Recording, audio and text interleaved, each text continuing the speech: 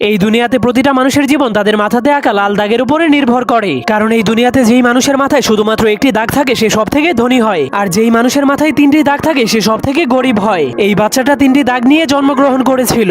এরপর সে ধীরে ধীরে বড় হওয়ার পর সে দেখতে পায় তাকে শুধু গরিব মানুষের সাথেই থাকতে হয়, আর যাদের মাথায় দুইটি দাগ আছে তাদের গোলামি করতে হয়। এমনকি তাকে দুই দাগওয়ালা মানুষের জন্য সারাদিনই কাজ করতে হয়, যার ফলে দুই দাগওয়ালা মানুষের বাচ্চারা তাকে মারলেও সে কিছুই বলতে পারতো না। এজন্য সে একদিন লুকিয়ে লুকিয়ে তার কপালের একটা দাগকে মুছে ফেলে। এরপর কাউকে কিছু না বলেই লুকিয়ে লুকিয়ে দুই দাগওয়ালা মানুষের রুমের মধ্যে চলে যায়। কিন্তু সে ভিতরে যাওয়ার পর দেখতে পায় সব দুই দাগওয়ালা মানুষের এক দাগওয়ালা মানুষের একদমই চাকরের মতো সেবা করছে, যা দেখার পর সে অনেক অবাক হয়ে যায়। এরপর সে বুদ্ধি খাটিয়ে তার আরেকটা দাগকেও মুছে ফেলে। কিন্তু যখন দুই দাগওয়ালা মানুষেরা দেখতে পায় তার কপালে এক দাগ, তখন তারাও তার সেবা করতে শুরু করে দেয়। তখন সে জীবনের প্রথমবার এত সম্মান পেয়ে অনেক খুশি হয়ে যায়। কিন্তু তখনই হঠাৎ করে উপর থেকে একটা মেশিন চলে আসে।